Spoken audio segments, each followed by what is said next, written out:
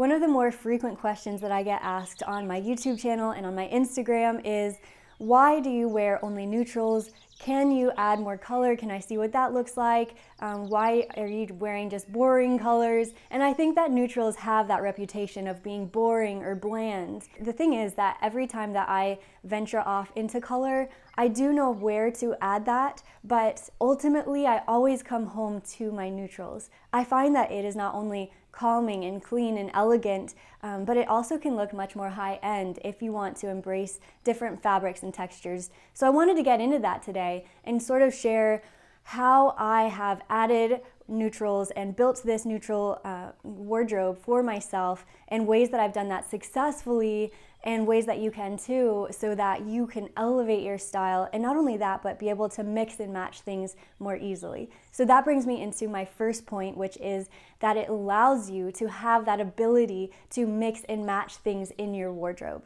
When you're able to mix and match pieces in your wardrobe, where you can pick out two pieces and they match, that is going to take your closet to the next level, because it eliminates the amount of stuff you have to accumulate in order to make your outfits work every day.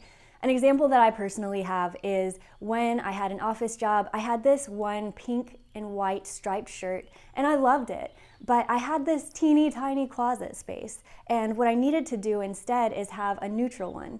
And that's because if you think of all of the things in my closet I could have paired with a pink and white striped shirt, it's not good enough. It doesn't match enough things. And so with working with only neutrals, even if they are prints like stripes or polka dots or patterns or anything like that, that's okay. It's really just if I would have had a neutral striped shirt, that would have matched so much more. Now, a lot of people think that there are taboo colors that you're not supposed to match together, like navy and black or black and brown, but that's really just a rule that's in place that feels rigid, and it's really just trying to solve the problem of looking like you thought that they were the same color and getting ready for your day, and realizing walking out into broad sunlight that they weren't the same color and you made a mistake. So there's ways to get around that I will unpack in a minute, but the idea of having taboo neutrals that don't match is false. The other thing is that if you eliminate color from the conversation, at least at first, then you can experiment with things like cut and the style of a piece. And what's great about that is that if I can pick out one piece that I love from a store, I pick it in a neutral color first. And if I then love it, then I can start to experiment with adding maybe a second color in it that I really do love. But again, the neutrals are where I'm going to build my closet and have this Swiss Army knife level of a wardrobe.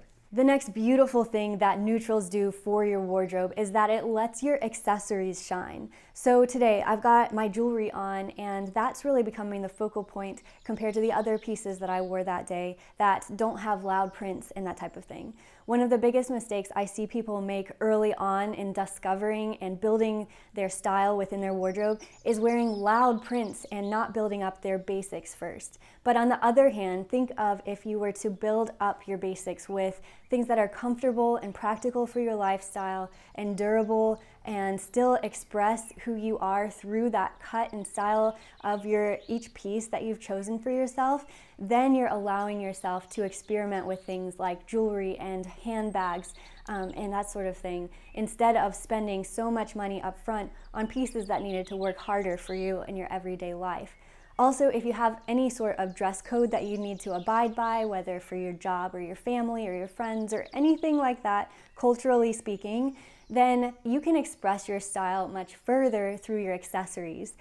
So think of somebody who has a really strict office job, but they are allowed to play with their earrings or their bracelets or their rings for that job, then that's still going to allow them to express themselves fully, or even things that are meaningful to them like heirloom jewelry or colorful gems, or even your makeup or your nail color can really express more of yourself and the colors that you love versus these hard-working pieces of your beautiful wardrobe that's so much easier to build with outfits every day. So next, let's talk about textures, because this is where we can really play with this idea of wearing similar colors and yet having different visual interests. If you were to have, I've mentioned this before, but let's say a sweater that has a ribbed texture to it, that is going to look more expensive. It might also be more expensive, but you don't need to have as many because you have eliminated color from the conversation. So if you're building up your wardrobe, you don't need as many, you just need fewer and better pieces that each one has a certain distinct texture to it that describes your style to someone else. This is where you can become really clever with things. Like I was saying before, where sometimes we're told that like navy and black don't mix, you can then change up your textures. The navy piece can look more intentional if it is more of a shiny fabric, and then the black piece will look intentional that you paired it with if it has more of a matte or flat appearance to it. And vice versa. And you can do this with things like black and brown or anything that looks similar in color but isn't the exact color. So work with things like how shiny or flat the fabric looks, or how textured or not textured it looks. Also, interior designers use textures to their advantage like no one else. I've seen so many rooms that are completely white, but then they add these textures onto all of their pillows and they showcase these different fabrics to make the space feel calming and very comfortable at the same time. So there's no difference between that and doing that with your wardrobe.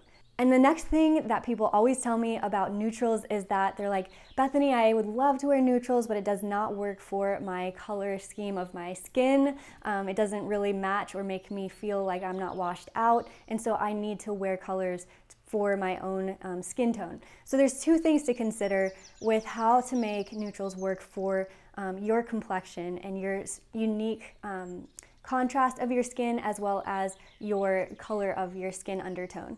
So for contrast, if you were to just take a black and white photo of yourself, you would see a high contrast or a low contrast between your hair color and the color of your skin. We're talking really about the grayscale of black to white here. So for me, I have very dark hair compared to my skin color. I've got very pale skin. And so with that high contrast, that means that when I'm choosing which neutrals to bring into my wardrobe, I can choose really dark black shirts, and then I can also choose to wear completely white shirts. And that looks a lot better on me than something that's like a wishy-washy mid-tone gray. Now, for somebody like Zach, he has very low contrast skin. That means that if he takes a photo of himself and turns it to black and white, there's not much of a difference between his hair color and his skin color.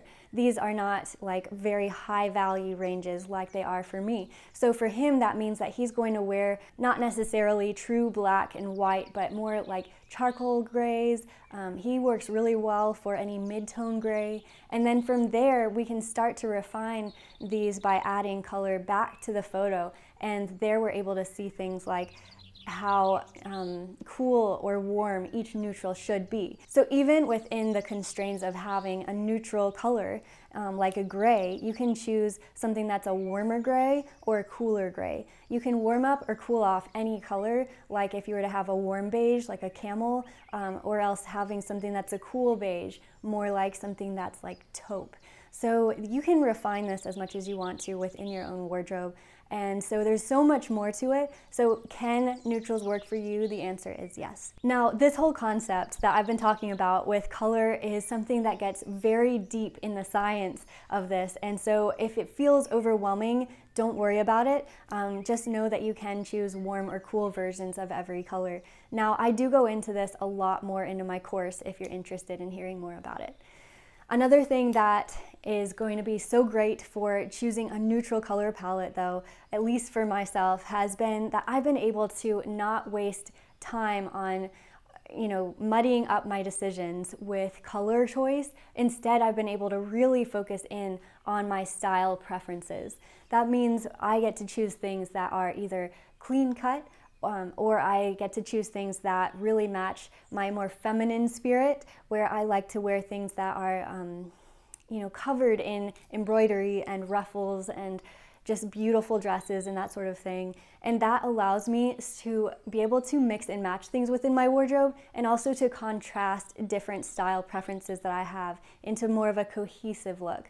Now, I was a designer for quite a few years, and I built out my specific color scheme for my team to use, on which blue to use or which green, and I was able to refine that So I'm not color averse by any means, but by eliminating the need of too many colors or too many fonts as a designer, I was able to instead sort of build this brand to look a certain way and have a certain vibe about it. And that's exactly what happens with your wardrobe if you are, instead of complicating it too much with color, you're able to focus in on your style preferences. If you do feel lost as far as your personal style preferences and where your style is, and you like different things about your style but you don't know how to make them work in unison, then my personal style course, which is going to open up again in just a few days, does go through all of that with you. It unpacks so much about the things that represent you, particularly all of the things that you love, all the things that are your memories, and what really truly speaks to you, so that you can unpack all of that and then present it to the world through your personal style. And so many people who have taken it have told me how it went above and beyond just the fact of personal style, but it allows them to fully walk in confidence in who they are. And it's just so cool to read all of the different stories that have come out of it and ways that people really see themselves where they weren't able to make that a tangible thing until they took this course. So you can go to dearlybethany.com if you want to join the waitlist for it, and then you'll be the first to find out when it opens again. Be sure to like this video if you really found it helpful as far as understanding neutrals a bit and how to make that work for your wardrobe and what to build first. And with that, I will see you guys in my next video. Bye.